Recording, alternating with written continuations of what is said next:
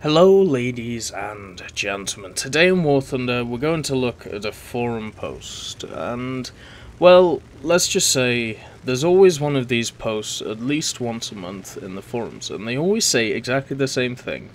They don't always get the same answers, but they are basically seen as what the hell are you talking about, which I think is a decent rule that we should definitely basically just say it's okay to say to these people, because it's so stupid. I did a video probably about a year ago now talking about how the forum of War Thunder needs chemo, and the whole point of that video was to show how ill-informed and misinformed that people are about certain parts of aviation, or even certain parts of World War II, because they've watched either these stupid History Channel videos such as dogfights and stuff like that, or they've read articles which were massively biased towards one side compared to the other, and they haven't looked at all the facts. They've basically gone, right, I've read this here, I'm not going to verify it with anything else, I'm just going to go, right, this is fact because I have read it.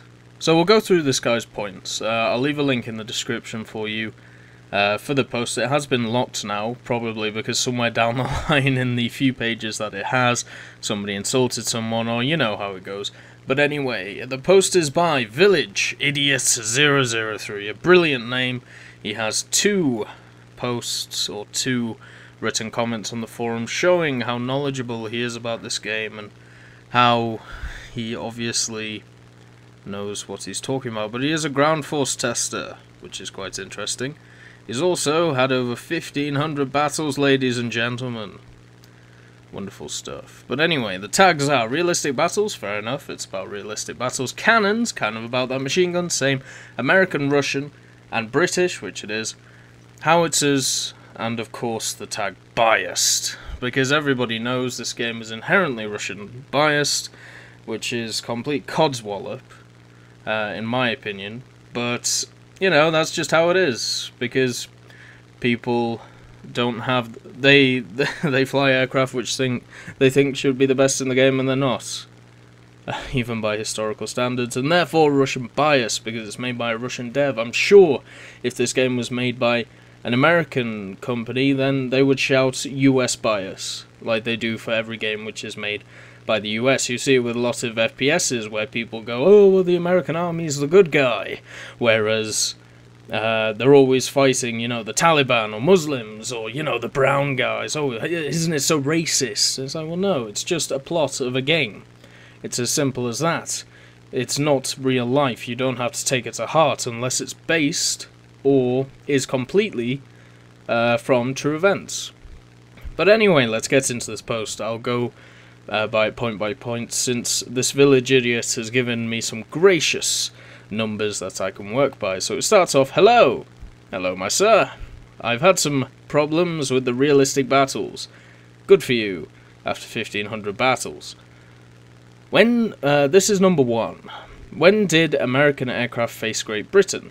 And we'll lump this in with number two, when did American aircraft face Russian aircraft? So number one, American aircraft facing Britain. Well, when they actually did face each other, it was in practice maneuvers, when they were trying to figure out how to gain experience and actually beat the enemy, whether it be Japanese or German. The thing is, even through your allies, if you do combat training with each other, you learn different tricks about each plane, or about how to fight and stuff like that. That's just kind of how it is. So, they never fought each other, you know, as an enemy on enemy, in a sense. But what they did was they trained against each other. You can see this when you're talking about even stuff like the preparation for Hokkaido. They actually did do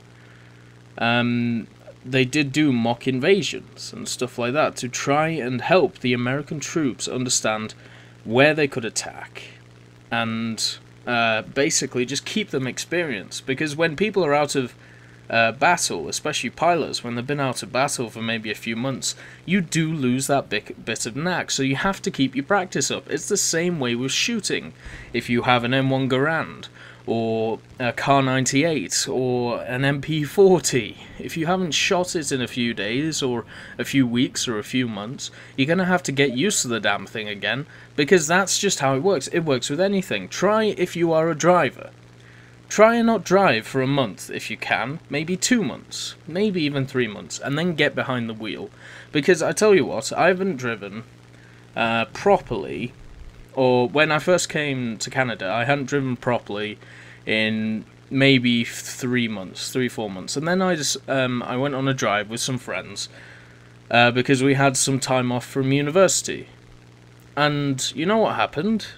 It took me a good half an hour to get used to driving again. And that wasn't getting used to the car or anything, that's just getting used to what you have to look at and stuff. And the thing is, it's the same with everything. And when you're in a high-pressure situation, such as an invasion, or something like that, you have to be in your tip-top shape.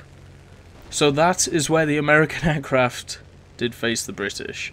When they did defensive maneuvers, when they basically ran tactics to see what would work. When did American aircraft face Russian aircraft?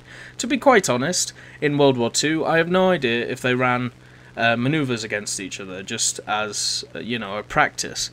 But I do know that they did fight in this interesting thing that we call the Korean War. And the thing is, funny enough, well, we count that nowadays as Russians fighting Americans in a way, now that there's been so many sources showing the Russians' involvement in the Korean War. And this game encompasses the Korean War.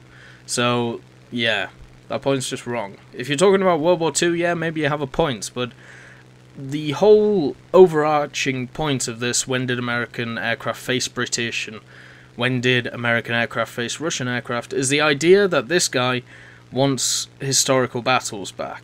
Now that the realistic battles, they don't have the name of historical battles. But before, they did. And the thing is, people complained that they weren't historical because you had Americans facing British and Americans facing Russians, as this guy has said. And so the developers went, fine, we'll call them realistic. Because it's realistic controls, but it's not historical, because they do not follow historical events when it actually comes to fighting. At the preparation for Hokkaido, the British did not open fire on the Americans, and the Americans did not open fire on the British. Because, well, usually you don't shoot your allies in a war, especially when you're doing defensive maneuvers. But anyway, moving on. So he's complaining about these alternative history maps. Stuff like Krimsk and things like that, and obviously Hokkaido. Now the thing is, I have no issue with these being in the game. Because the thing is, if you just did Axis versus Ally, the British, in realistic, would only face the Germans. End of story.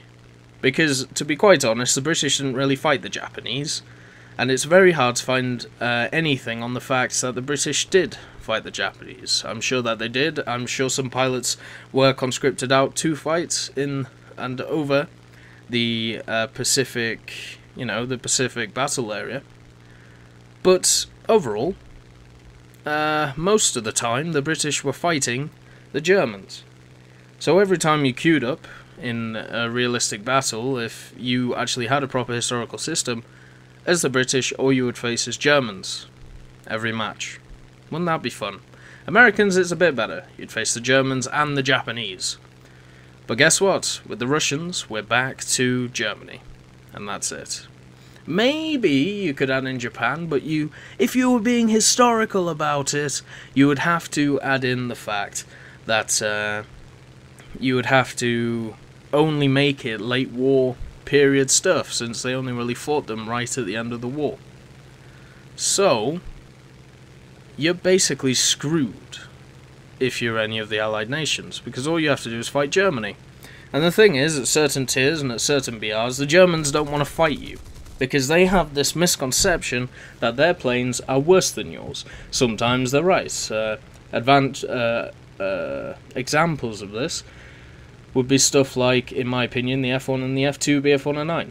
I think of that BR, when you have the early Spitfires, when you have the Yak series of planes trying to get into full stride, and even stuff like the early Americans, I believe the Germans have an inherent disadvantage against the other nations, as long as the planes are flown correctly.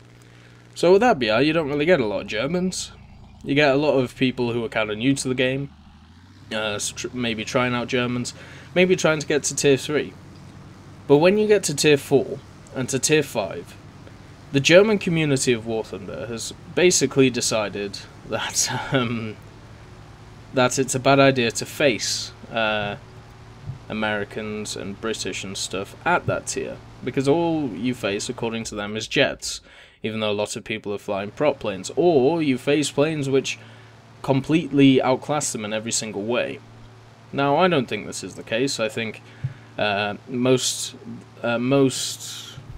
planes in the game, you can at least have an argument where they have at least one advantage over another plane that they're fighting. It may not be a large one, but it's still some kind of advantage. Even if it's a bomber versus a fighter. But the thing is, at the end of the day, there are certain periods of the game where there will always be people who don't want to fight in there, because they're just trying to grind. They don't want, to just get absolutely twatted by basically everything they face, which does happen at some periods. 5.0 is an interesting one that people always bash on about. But the main overarching thing is that if you don't have these alternate history maps, all you will face is the same enemy over and over and over again. And if that enemy doesn't want to fight you, you're going to be sat in a queue for half an hour. And even an hour. If people remember how simulator battles used to work, even when they reduced it to one nation fighting another nation, then basically all that happened is you sat in a queue for 10-20 minutes waiting for a battle. I went through this. I know what it was like. And the thing is, I do not want that brought to realistic battles. And the thing is, I actually kind of like facing, Americans in British planes, or facing Russians in American planes, any of the different numbers of nations, because I really, really enjoy actually facing different planes, because it means that I can learn about those planes. I can learn about their strengths, I can learn about their weaknesses against my plane that I am flying right now. Like as in a Spitfire. If I never faced a Mustang, I would probably never understand how to actually face something like a BF-109. Because the thing is, the Mustang in itself, the P-51D in-game, can be summed up very, very vaguely here. Like, if you want to take it like that, as kind of a shoddy BF-109 in its current state. And because I've had so much practice against P-51s, I know how to now face BF-109s, because I've faced them so much. Now the thing is, about these alternate history maps, is that there aren't a ton of them, especially at high levels. Like, if you're playing British, Tier 4, Tier 5, you're going to be seeing a lot of Hokkaido, and it's something that I made a video on a while back, about how Hokkaido is very much annoying, especially when the B-17 spam was around. But the thing is, my solution was not to get rid of Hokkaido. It was to either change it, so you have stages of objectives. So first you have bases, and then you have the vehicles, then you have to kill the airfield. So you can't just go straight for the bases and the airfield. Put more roadblocks in the way of the bombers. And I also said, all we need is a few more maps. If we get more maps for even British versus Americans, then it means it adds a bit of a variety to it. Even if it is the same guys facing each other and over again, even with a different map, it basically means that you have different objectives. You have something to work towards. So that's what we need to do. Like, even stick Americans versus British on Berlin if you want. But what the game needs is more maps. Like, it's as simple as that. It's nothing to do with this alternate history thing. It's to do with the fact that people have got so used to certain maps that they don't have to... they get sick of them. And that's what happened to me with Hokkaido. But if you keep adding more and more maps to the game, as we've seen in the last patches, but they've mainly been focused on ground forces. But we've had stuff like Norway and things like that. We have seen a change in the meta, a change in how people play the actual game, which is nice. I mean, we've seen different altitudes, we've seen different planes being used in different ways. The issue is that once people get used to that, then they need a new map. And recently we haven't really got any new ones for realistic battles, and that's what we need. They tried to fix this problem by putting arcade maps into realistic. That was a terrible idea. Never do that. That was absolutely abysmal. But at least they're trying to think of ways to solve the problems. But the overarching issue of this is that we need more maps, not the fact that we have American aircraft facing British aircraft, or American aircraft facing Russian aircraft. That is ridiculous. Because if you don't have that, then you're going to be waiting half an hour for the Germans, who just either spanked someone or got spanked in a map by another team, queuing up again just to face you, who have been sat in the queue for so long. And then you may even get everybody playing Germany, because they're the only people who can actually get matches. But anyway, let's go on to point number 3. That was a long 2 points, so sorry about that. I needed to get it off my chest. Anyway, let's get point 3. Please, oh please, get the battle rating system fixed and matchmaking fixed. Right.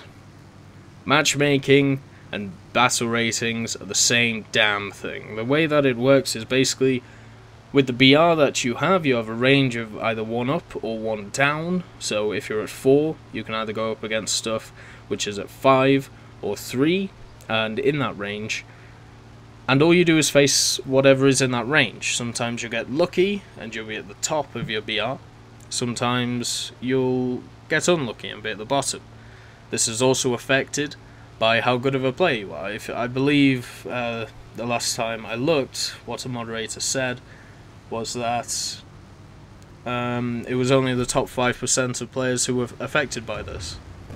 So yeah, not really something to take into account, but the thing is, it affects me when it comes to this game, so therefore I talk about it. But anyway, BR and matchmaking, the same thing.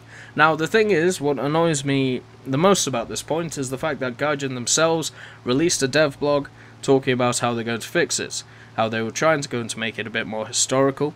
They even talked about, which I thought was pretty silly, talking about putting up ME-262s against Mustangs and, you know, make more historical matchups. So planes which actually fought each other will fight each other in game, whereas now it's based on player efficiency and some historical stuff, but really not a lot. It's more about player efficiency and how they do. That's why when we have new aircraft in game, sometimes they have a really odd BR, and then when the players use it and they're like, well, this thing is way too good for this BR, it gets bumped up.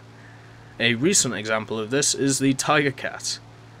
That thing started at 5.0, and now I believe it's above 6. So that shows that player efficiency really is taken into account. But the thing is, this is a complete null point, number 3, because they are fixing it, and they've showed you how they're going to fix it. And to be quite honest, the more and more I've played with this system, I don't think it needs that much changing. I think there needs to be, I think the difference between stock aircraft and fully upgraded aircraft needs to be noticed. Like the fact that a stock aircraft has the same BR as a fully upgraded aircraft, I think is not right. But apart from that, the system seems to be working itself out, which is something that Gaijin said it would, and it is. I mean, there are still some hiccups here and there, but based on, you know, player efficiency and stuff, the only things that are getting screwed are the planes which aren't really flown by many players, because they're seen as specialities. Stuff like the ME-262 fell folly to this, because the only people really playing it were people who were really, really damn good with it, because they loved it so much, because everybody else thought it was an unfair matchup, which is why you still saw it doing well at its BR, which is why Gaijin and the moderators were turning around and saying, look, why do you want this lowered? This thing is doing well. What is going on? You know. But, yeah, overall, it said they're going to change the system, so no point. Number 4. Can you guys make it so it's actually historically accurate? No! No, you can't. Because the thing is, in real life, there were a hell of a lot more things that we have to consider compared to what is in-game. One of these things massively is a lot of thoughts which are not in-game at all. The idea of engine failures, the idea of stuff failing, just a gun jamming because it feels like it, a fuel leak because the engine feels like it. And if these things were put into game, you would get pissed off. Can you imagine the start of a match in realistic? You're sat on the airfield, you turn on the engine, and, you know, it goes for about 5 seconds. You rev it up, but you rev it up too fast. And then it goes chug, chug, chug, chug, chug. Pfft, it breaks, right? Now you're sat on the airfield for, historically, well, let's try and scale it down. Let's say 20 minutes. That's being generous, since it could take a lot longer, scaled up in real life to fix that kind of thing. So you flooded your engine, because you're an idiot. Your propeller has bust, including the motor that turns it.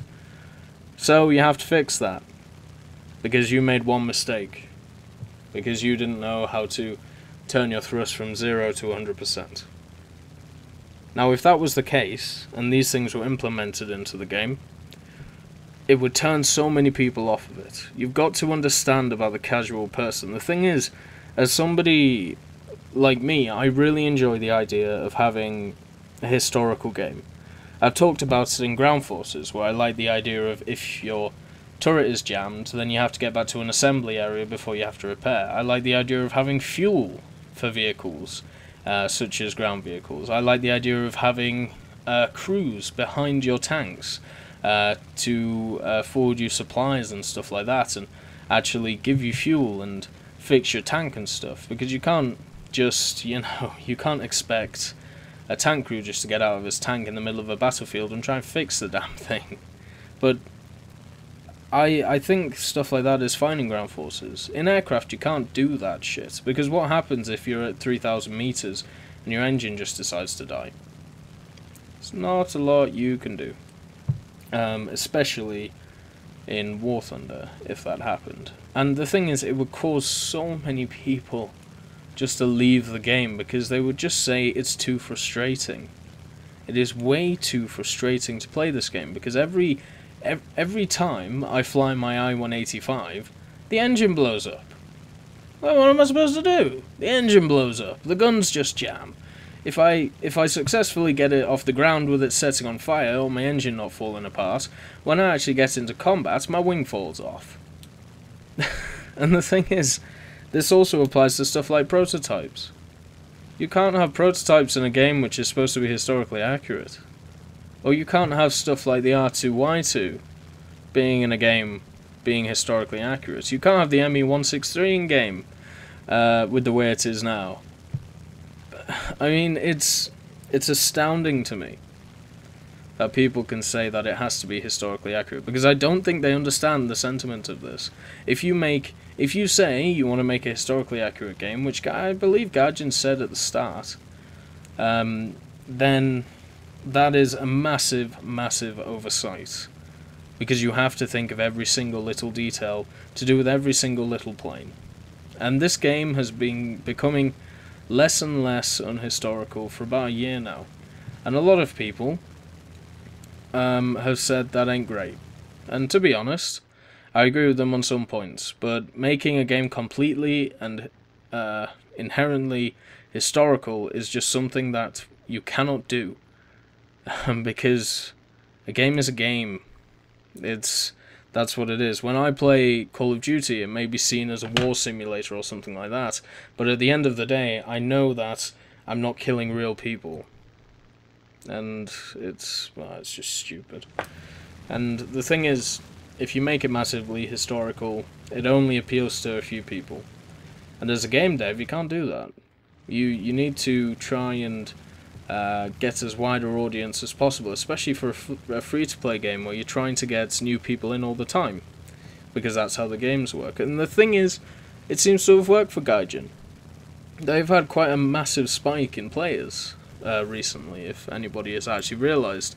Over the last year or so, there's been a lot of new people. And I bloody love that, because it means more people enjoying a game that I love as well. And I really, really hope that it keeps growing. And maybe it will. I hope it does. But anyway, let's get on to the next point, because that point is retarded. Okay, number 5. American aircraft need to be beefed a lot on ruggedness and a lot more sturdy. Right, let's talk about this. There is this conception, or maybe misconception, maybe not, that all American aircraft were rugged and that, you know, they were just warbirds of the sky. Nothing could kill them. You could shoot lasers at the damn things and nothing would happen. They had force fields, remember? You ever seen that episode of Doctor Who where the Spitfires go into space? I believe it was the start of Matt Smith's reign, maybe the second one. The second episode that he was in. The Spitfires go to space. Or 3 of them, I believe, and they take on a Dalek ship. They have shields, these Spitfires. It's basically the Star Wars battle, in a way. But not as cool as the Doctor Who battle. But yeah, there's this misconception that all American vehicles were tanky as hell. Now, the Thunderbolt in itself was very tanky, which I think is something that a lot of people talk about. They talk about the Thunderbolt and its ruggedness, and it's able to get back to base with half a wing and all this stuff. They also talk about the B-17 without citing how many B-17s actually got shot down, how many were completely kaputted, and what would actually kill them. Now the thing is, when we talk about ruggedness and sturdiness and everything like that, I don't think it's just an issue with Americans. I think it's an issue with every aircraft. And it's nothing to do with how many shots a plane can take. It is to do with the fact that of hit detection in the game. And all of the videos that you see today, for some reason War Thunder crapped out on me while I was recording them, but they're all at 500 ping, at least. And usually I get 200 ping on the EU server, and about 80 on the US, maybe 250 if I'm unlucky on US. But the thing is, this, for some reason I had 500 ping, and you can see in the replay it looks like I'm firing miles off. But on my screen I was looking straight at them.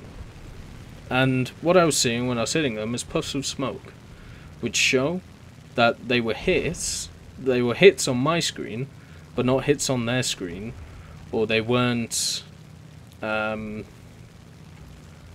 do I describe it? Like, they were hits on my screen, but they weren't hits on the enemy's screen, and the server did not register them. So therefore, they did not get detected, even though on my screen it looks like I hit them. Now the thing is, it is estimated that it only took maybe 3, maybe 5 30mm shots to down a B-17 from a German mine shot belt. So if it only takes that to either blow off a wing or kill an engine or something like that on a B-17, what do you think it's going to do to your pretty little Mustang or Thunderbolt when it takes them to the engine or it takes them to the tail? And the thing is, in game, you're having to shoot 30 of the damn things at a plane, and only 1 is detecting, and that is destroying you.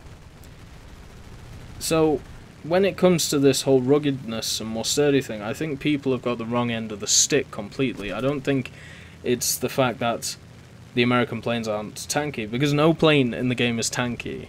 If you have a 0 ping in War Thunder, you would just kill everything with 1 shot, because that's how the game is made. But the thing is, well, if you're using cannons, of course. But the thing is, because of hit detection, that kind of makes it impossible to actually work like that. So therefore, it's not sturdiness and ruggedness that needs to be looked at. I believe it is the hit detection And then we can look at that stuff afterwards. But right now, it's not the major issue. And number 6, this is where the retarded post really becomes retarded. A Russian cannon on this is essentially a 155mm auto-reloading howitzer, while British and American cannons are like 7.62 mgs. I will say, and I've stated in the past, and I still believe it, the 20mm Hispano is the best gun in game. Maybe because there's 4 of them. On Typhoons, Tempests, Spitfires, even 2 on Spitfires. But I believe they are easily the best gun in game. To take out anything, I would put myself with 20mm Hispanos against anything coming up against me. The only other guns that I may say are as good may be the late tier 20mm on a what's it called, on the Germans, but I'd still take the Spitfire Hispanos. I don't like this idea that Russian cannons, which is where this bias shit comes in, that Russian cannons in themselves are better than anyone else's. They're slow firing, they're inaccurate, and if you hold them down too long, well, you're going to run out of ammo very, very soon.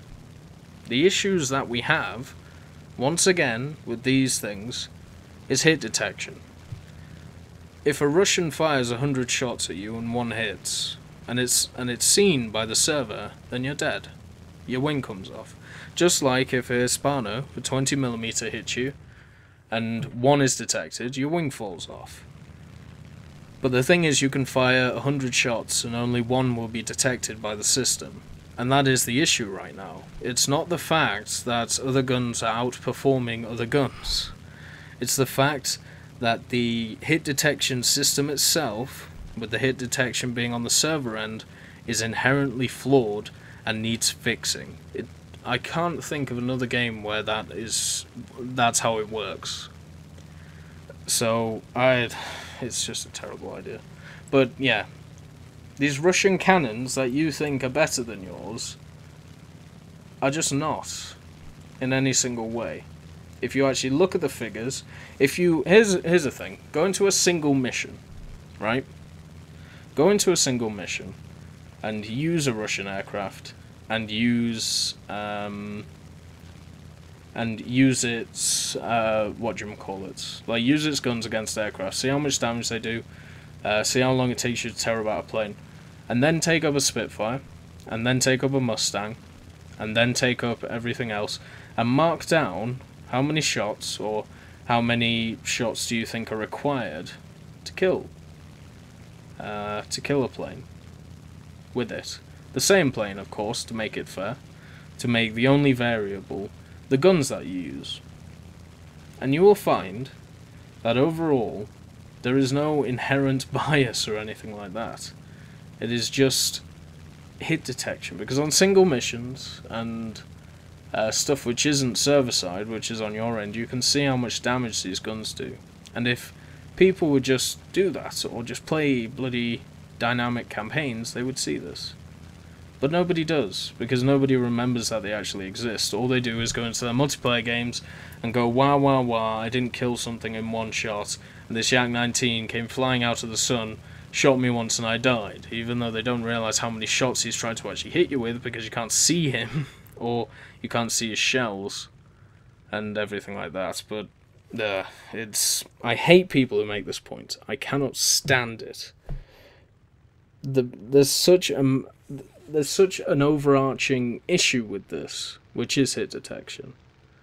And then maybe we can talk about balancing guns. It's why the American guns were so good before. Because the hit detection was so bad, a lot of the time it meant getting as many shots off as you could. And if you could get a ton of ammunition into a target, that means that some of them would hit. Even though it looks like all of them would hit, on the server side, at least some of them hit.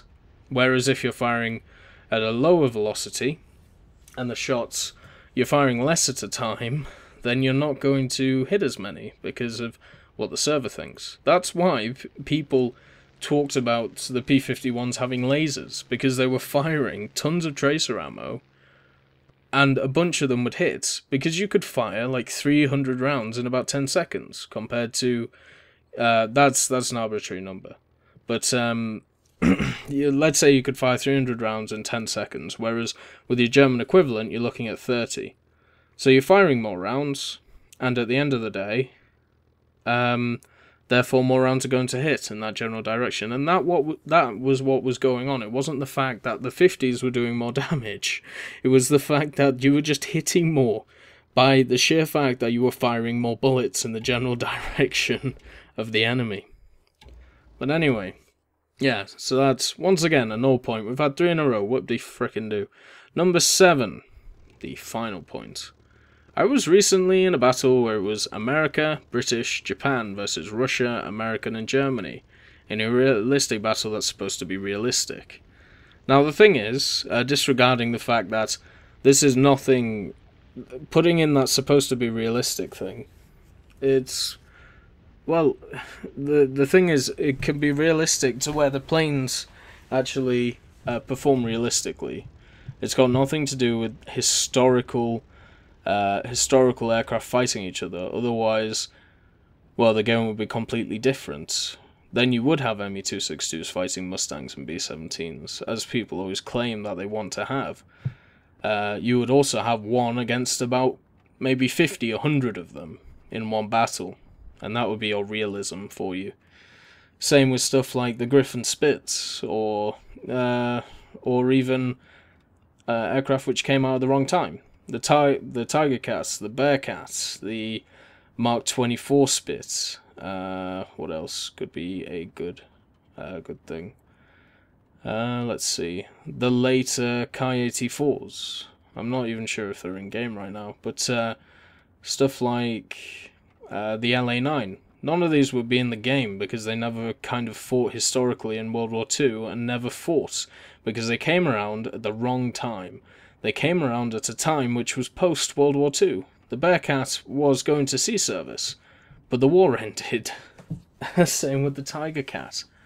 So these things would never be in your game. Neither would prototypes, neither would basically anything which wasn't on the battlefield, which would take out basically, I don't know, maybe 80% of what's in the game.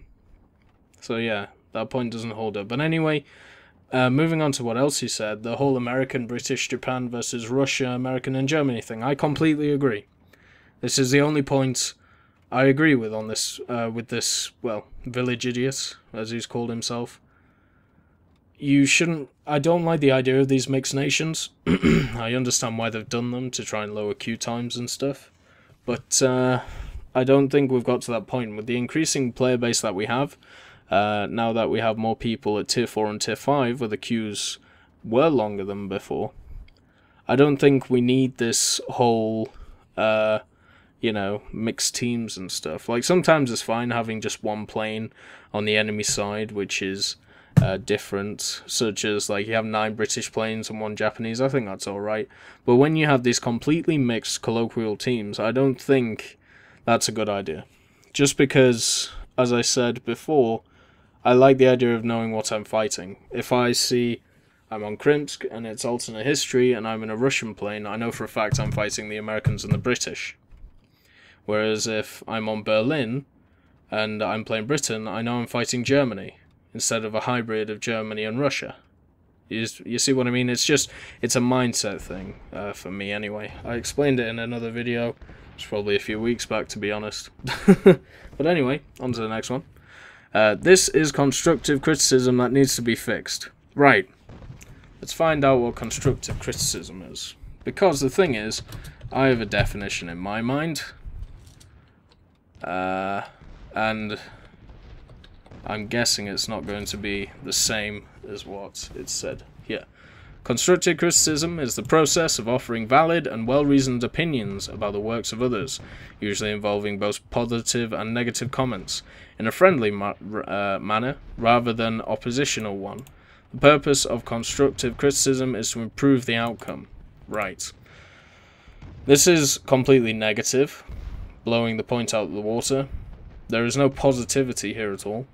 Therefore, there goes the whole constructive stuff. For me, constructive criticism is when I go, right, I have a problem with this, let's call it A. So, A I have a problem with, but B and C are okay.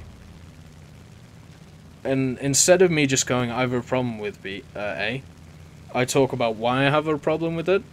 I talk about how it may be able to be fixed. I offer solutions. That to me is constructive criticism. If somebody says to me, the Mustang is broken in game, I go, alright, why is it broken? So then they go, well, it doesn't climb as well, it doesn't have its high octane fuel, which it should have, its guns may be a bit shitty, so there are the reasons why he thinks it's crap. So then we turn around and go, how do we fix that? And then he goes, well, we could add the fuel, we could add maybe different belts that they used, maybe different quantities of fuel, maybe the supercharger, stuff like that. And that is constructive criticism to me. It's the idea that you can look at a problem, you can give your opinion on it, whether it be good or bad, but you turn around and you go, okay, maybe this is how we can solve it. I hate people. I cannot stand people who go, right, that's wrong over there. Alright, well, why is it wrong? I don't have to tell you it's wrong. Well, no, you idiot. I need to know why you think that's wrong. And then they go, well, I shouldn't have to explain to you why it's wrong. And then I go, right, well, how do we change it? And then they go, well, it don't matter, it's wrong. It's always going to be wrong. Do you see how annoying that is? Do you see how ridiculous that is? And this is basically what this guy is doing. Because he's not giving why any of this is wrong. He's giving his personal opinion, which is completely fine and he's allowed to do, but he's backing it up with nothing apart from his own experiences. Data is always needed in posts like this. You need to show either battles, you need to show evidence.